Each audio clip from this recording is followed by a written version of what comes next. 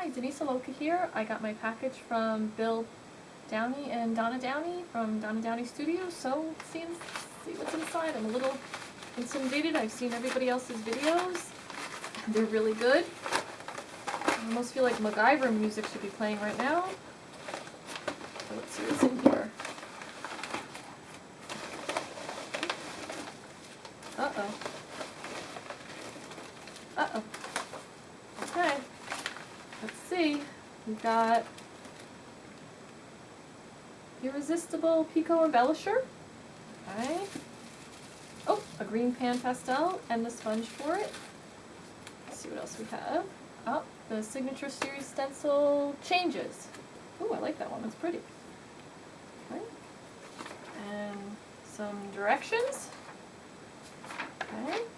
Ooh, and oh, nice. The leaves rubbing plates. All right, well, let me think about this, and I'll get back to you. Okay, so the first thing I'm looking at is the texture plates, and I'm not going to use them as texture plates for rubbings. I'm going to use them with my gel print. So I kind of have an idea. I'm going to see what happens. Hopefully this idea works, and I have my coffee, so hopefully it will work.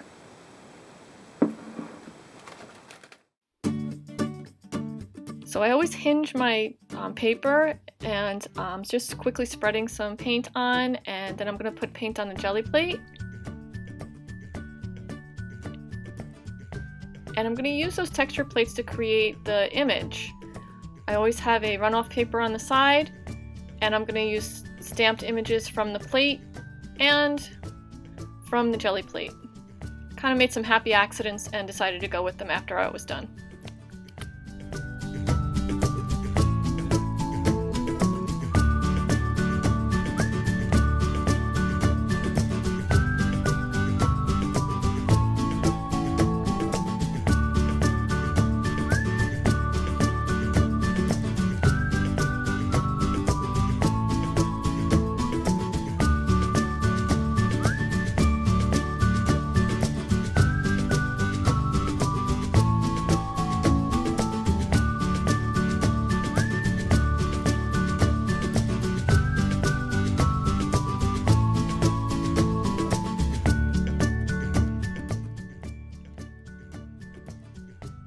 So I took a clean sheet and I was pressing onto it, and that was my happy accident. I really liked the way those sheets came out, a little bit better than what I was doing on the jelly plate, but I actually used both.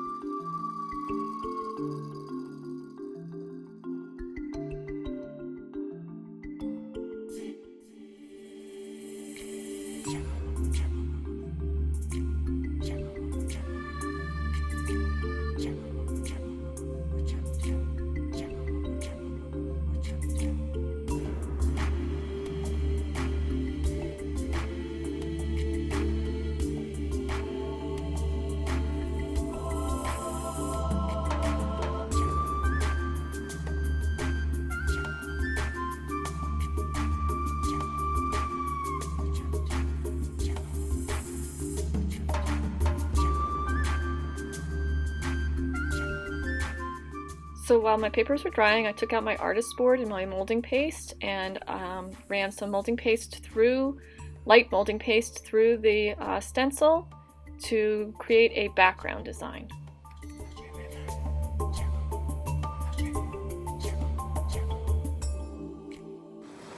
Okay, so far I've made these papers. I put modeling paste on the back of an artist panel.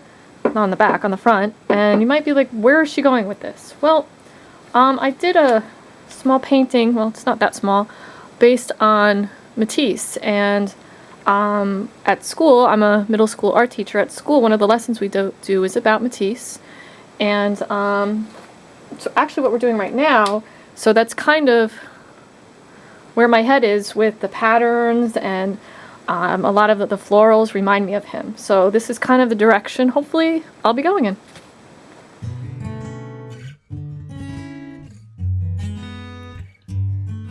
So I painted the board black, and now I'm just going back over it with some white. I want to have that texture start to show through.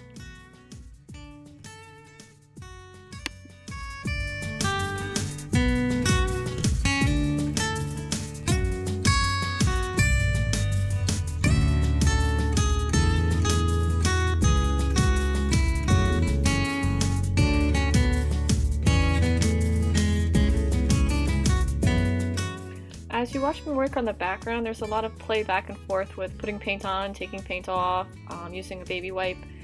So it took me a while to get to the background to the point I liked it, either adding glazes or just adding more white paint. It was a process.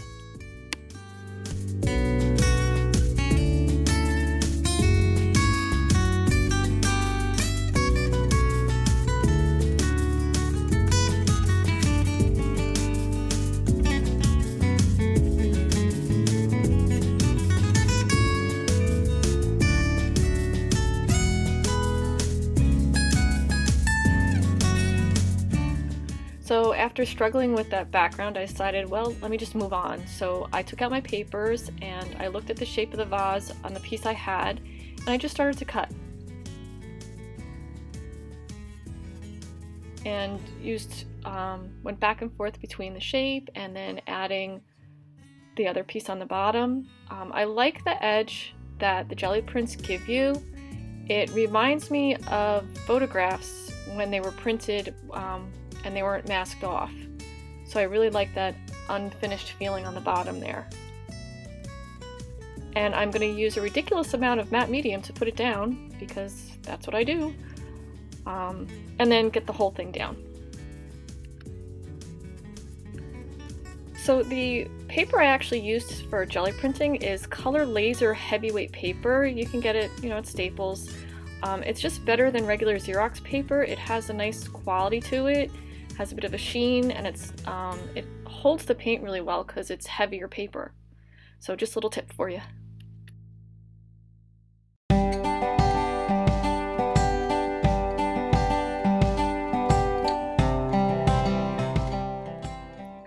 So clearly I am here playing with that background again. I just can't let it go. I put more white paint on it just to push it back a little. There wasn't enough contrast going on. And I'm still going to play with it some more because I couldn't stop myself.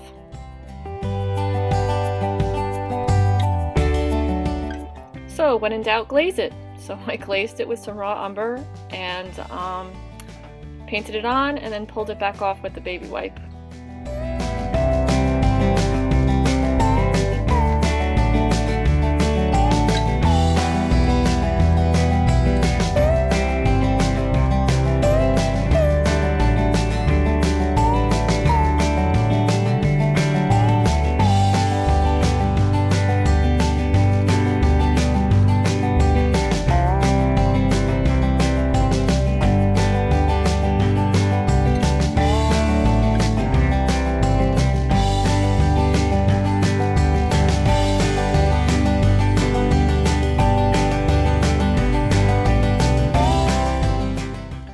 So yay, it's time for the color part. So I'm using my warm colors for the flowers, and I kept all the cool colors in the background. So here I am, just now starting to have a little fun with creating some florals.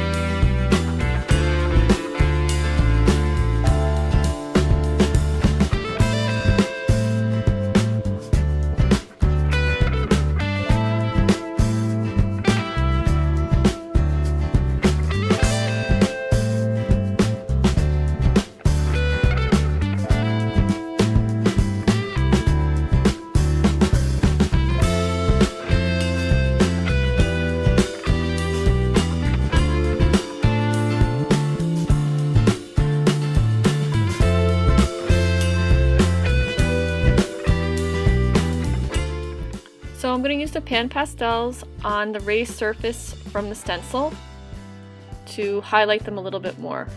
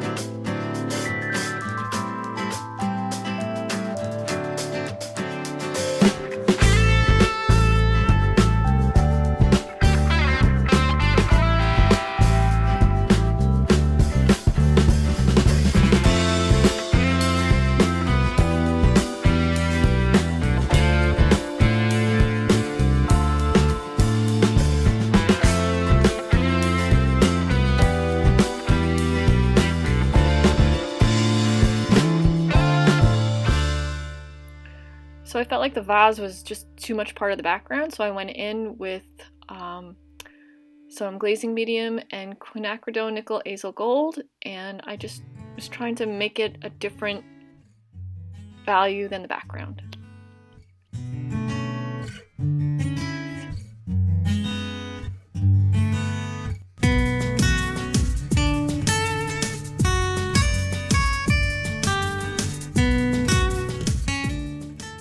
Okay, so next I'm using the Pico Embellisher, and it helps if you take the seal off of it.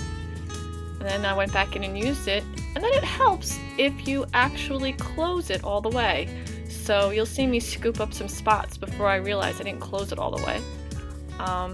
And I use this where I would normally use my black paint as an outliner. Oh, I put some charcoal in there just for a shadow.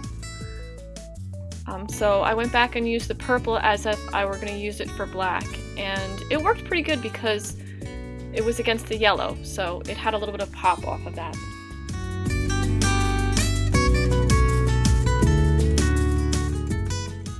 Okay, so you see me taking my camera and looking at my phone and looking at it as a black and white.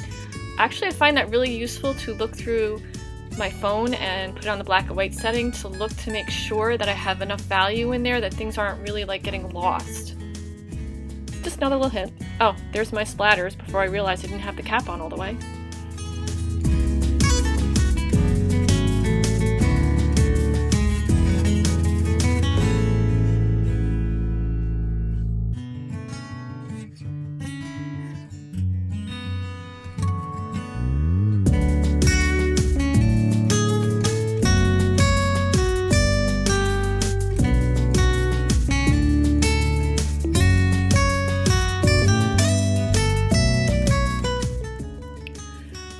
Thank you to Donna for sending me a little package of goodies to try to figure out something to make with it, and it was an honor to be a part of this, and I hope you enjoyed my video and my artwork.